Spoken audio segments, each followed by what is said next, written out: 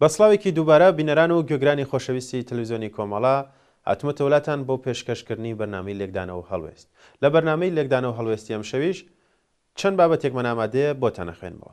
بابەتی یەکەمیشمان بەناونیشانی کۆماری ئیسلامی و ڕۆژی جیهانی خاک. ڕۆژی جیهانی خاک لە 5 دیسەمبەر واتە 14 سەرماوەز تەنها بۆنەیەک نییە بۆ قسەکردن لەسەر زانستی کشتوکاڵ، بەڵکو ساتێکە بۆ لێپرسینەوە لەو سیستەمە سیاسی و ئابووریانەی کە ژیانیان کردوتە قوربانی مانەوەی خۆیان.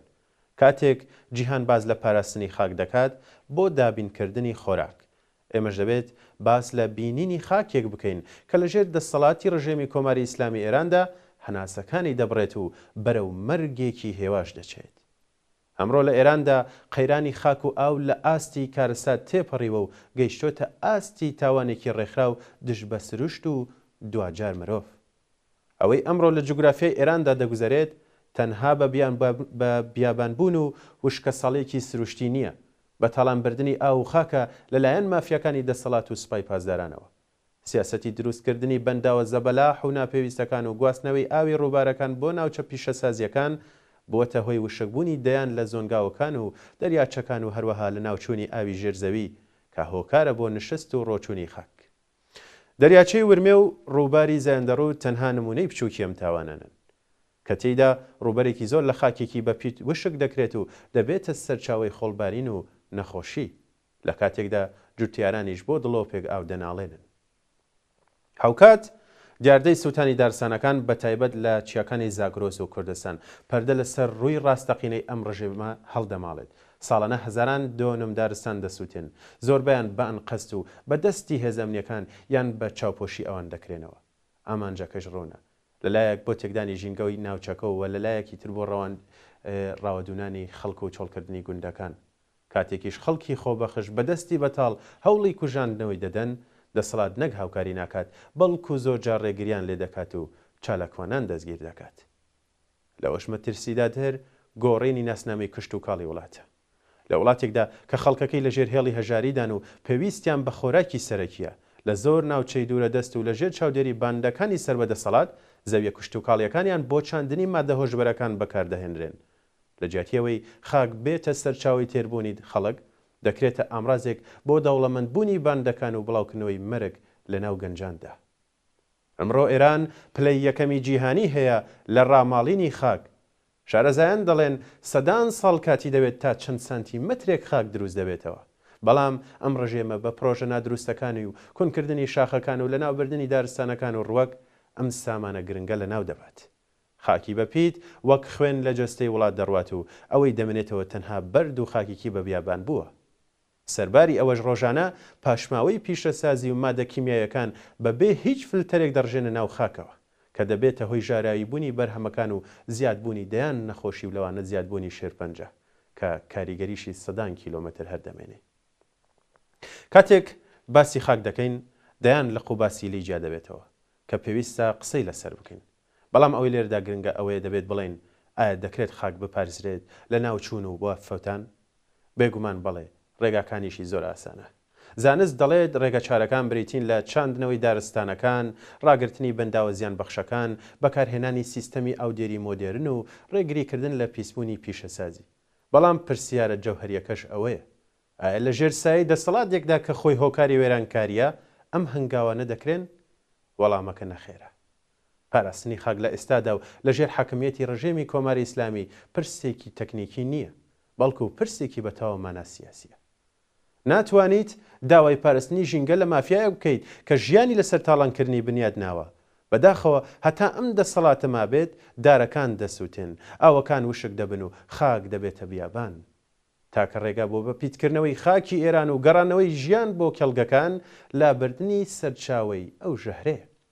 بۆیە لەم ڕۆژەدا دەڵێن خاکی ئێران کاتێک دەبوژێتەوە و دەبێتە سەرچاوی خۆشگوزەرانی کە لە دەستی ئەم ڕژێمە کۆنەپەرست و هیچ لەبارە نەبووە ڕزگاری ببێت.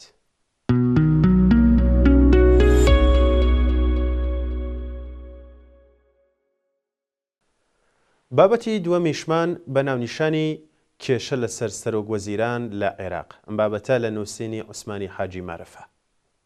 دوای چەند ڕۆژێک لە هەڵبژاردننی پەرلەمان لە 7 نۆڤەمبەردا چوارچێوەی هەماهەنگی شیعە خۆی وەک گەورەترین بلۆکی پەرلەمانی ڕاگەیاند کە بە کۆی لیستەکانیان توانیان زۆرینەی دەنگی زیاتر لە 170 کورسی کۆبکەنەوە. لە هەمان کاتدا لیستی هاوپەیمانی ئاوادانکردنەوە و گەشەپێدان بە سەرۆکایەتی سوودانی پەیوەندیان بە چوارچێوەکەوە کردووە. بە پێی لێکدانەوە یاساییەکان گەورەترین بلۆکی پەرلەمانی ئەو بلۆکە دەتوانێت هاوپەیمانی دروست بکات کە زۆرترین کورسی لە پەرلەمانیان بەدەستهێناوە. بەمەش مافی پێکهێنانی حکومەتی نوێ مسۆگەر دەکەن. هەڵبەتە سوودانی وەک لیستەکەی خۆی نەیتوانی بەتەنیا گەورەترین بلۆکی پەرلەمانی پێک بهێنێت. بۆیە سەرەتا بەدوای هاوپەیماندا دەگەڕا بۆ بەرپەشدانەوەی چوارچێوەی هەماهەنگی شیعە. بۆیە هەوڵیدا پارتی دیموکراتی کوردستان و محەممەد حەلبوسی سەرۆکی پارتی پێشکەوتن وەک گەورەترین حزبی کوردی و سونە ڕازی بکات بۆ ئەوەی هاوپەیمانی لەگەڵ لیستی هاوپەیمانی ئاوادانکردنەوە و گەشەپێدان دروست بکەن و گەورەترین بلۆکی پەرلەمانی پێک بهێنن. پارتی دیموکراتی کوردستان و حەلبوسی پەیوەندیکی باشیان لەگەڵ سوودانی نییە. ڕازی نەبوون بەو هاوپەیمانێتیە و نەشیان ویست ڕوبەڕووبوونەوە لە بەرامبەر چوارچێوەی هەماهەنگی شیعەدا بکەن. هەر بۆیە ئەوەی جێگای سەرنجە سوودانی لە ناچاریە پەیوەندی بە چوارچێوەی هەماهەنگی کردووە. بەڵام لەم پەیوەندی و هاوپەیمانیەدا چەند دەتوانێت جارێکی تر بێتەوە بە سەرۆک وەزیران و حکومەت پێک بهێنێت؟ ئەمە پرسیارێکی جدیە. لە نێو ئەو کێشە و کەشمەکێشانەی نێوان چوارچێوەی هەماهەنگیدا سوودانی پێگەیەکی بەهێزی نییە و دۆخەکە وەها نیشان ئەدات فرسەتێکی وەهای بەدەستەوە نییە و شانسی بوونەوەی بە سەرۆک وەزیران زۆر بەرتەسەک بووەتەوە. جگەر لەو ئۆپۆزیسیۆنەی کە سوودانی لەلایەن مالکی و غەزعەلیەوە ڕوبەڕووی دەبێتەوە، هێزە میلیشیا شیعەکانی سەر بە ئێران پێدانی خولی دووەم بە سوودانی ڕەت دەکەنەوە و تۆمەتباری دەکەن بەوەی کار دەکات بۆ گەیشتن بە ئامانجەکانی واشنتۆن بۆ چەکداماڵینی میلیشیاکان. عەلا حەدادی سەرکردە لە هاوپەیمانی دەوڵەتی یاسا بە سەرۆکایەتی نووری مالکی ئاشکرای کرد کە چەند فراکسیۆنێک لە چوارچێوەی هەماهەنگیدا بە ئاشکرا دژی درێژکردنەوەی ماوەی سەرۆکوەزارانی سوودانین. جەختیشی لەوە کردوێتەوە کە ئەو کوتلەیانە نوێکردنەوەی خولی سوودانی ڕەت دەکەنەوە و کاندیدێکی دیکەن پێ باشترە. سەرکردەکانی چوارچێوەی هەماهەنگی بە دوای سەرۆکوەزیراندا دەگەڕن کە بەردەوامی بەرژەوەندیەکانیان مسۆگەر و پارێزراو بێت، بە تایبەتی بەرژەوەندیەکانی هێزە میلیشیاکان. دانوستانە سیاسیەکان لە چوارچێوەی بلۆکی شیعە بە سەرۆکایەتی چوارچێوەی هەماهەنگی بەردەوامن. سەبارەت بە هەڵبژاردننی سەرۆکوەزیرانی نوێ عێراق گەر پێشتر بە سوودانیەوە 8 کاندید بەرچاو بوون، لەم پرۆسەیەدا ئێستا سێنا وەک کاندیدەکان دەرکەوتون: عەبدول ئەمیر ئەلشەمەری وەزیری ناوخۆ، حەمید ئەلشەتری بەرپرسی هەواڵگیری، هەروەها قاسم ئەعرەجی ڕاوێژکاری یاسایشتی نیشتیمانی عێراق. ئەم سێ بژاردەیە دیارترین بژاردن کە وەک کاندید دەرکەوتن.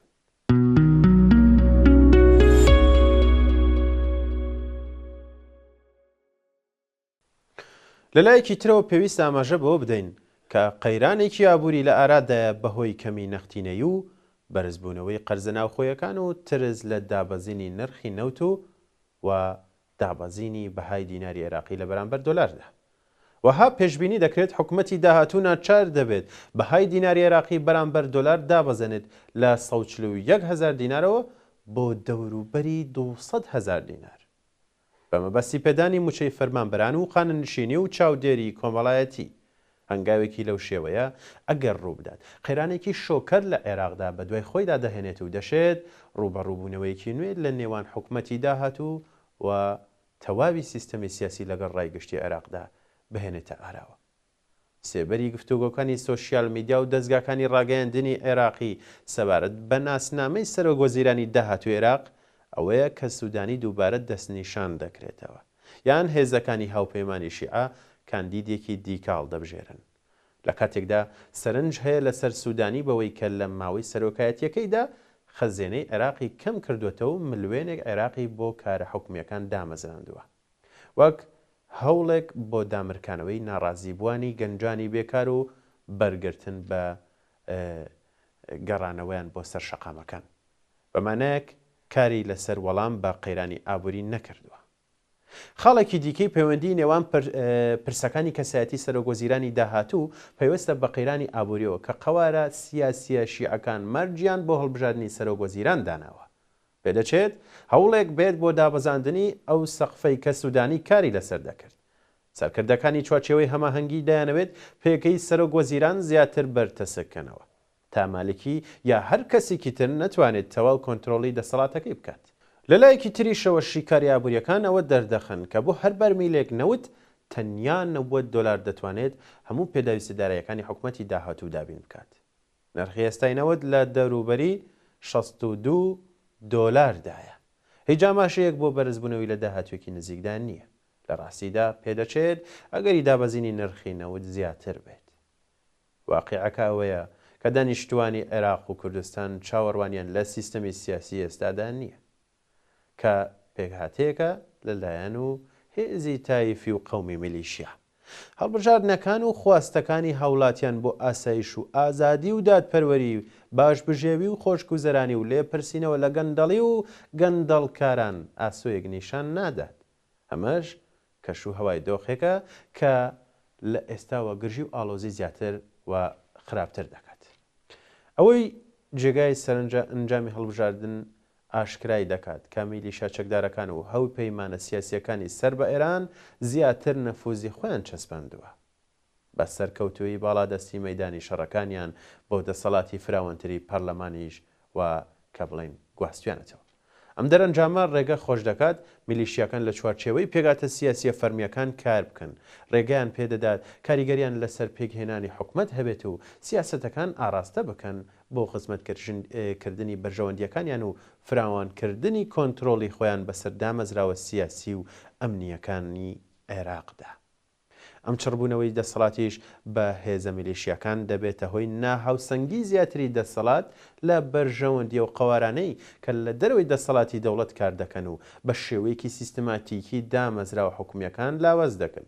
سنوور بۆ هەر سەرۆک وەزیران دادەنێن ئەگەر بەدوای هەڵوەشانەوەی میلیشیاکانەوە بێت. لە هەمان کادا دانوستان و ڕێکەوتنی نێوان لایەنەکان لەسەر بنەمای شیعە و سوننە و کورد لەلایەکی ترەوە دەوری دەخەڵەتی بەردەوامی ئەمریکا و ئێران لەسەر چارەنووسی عێراق تا چەند پێشبینی ئەوەی لێ دەکرێت کە بتوانرێت سەقامگیری و ئاسایش لە عێراقدا بەدەست بهێنرێت. باشکرا دەبینین ململانەی نێوان شیعە و سوننە و کورد هەمیشە پڕە لە گرژی. بۆیە پێویستە ئەو پێگاتە تایفی و نەتەوەیی و ئیسلامی سیاسیە لە ڕیشەوە لەسەر پێگاتی حکومەت دا ببڕێت. پێکهێنانی حکومەتێک بکرێتە ڕێگەی چاکسازی کە لەسەر بنەمای هاوڵاتی بوون و غەیرەتدینی و غەیرە نەتەوەیی بەبێ بوونی دەسەڵاتی میلیشیا دا بمەزرێت.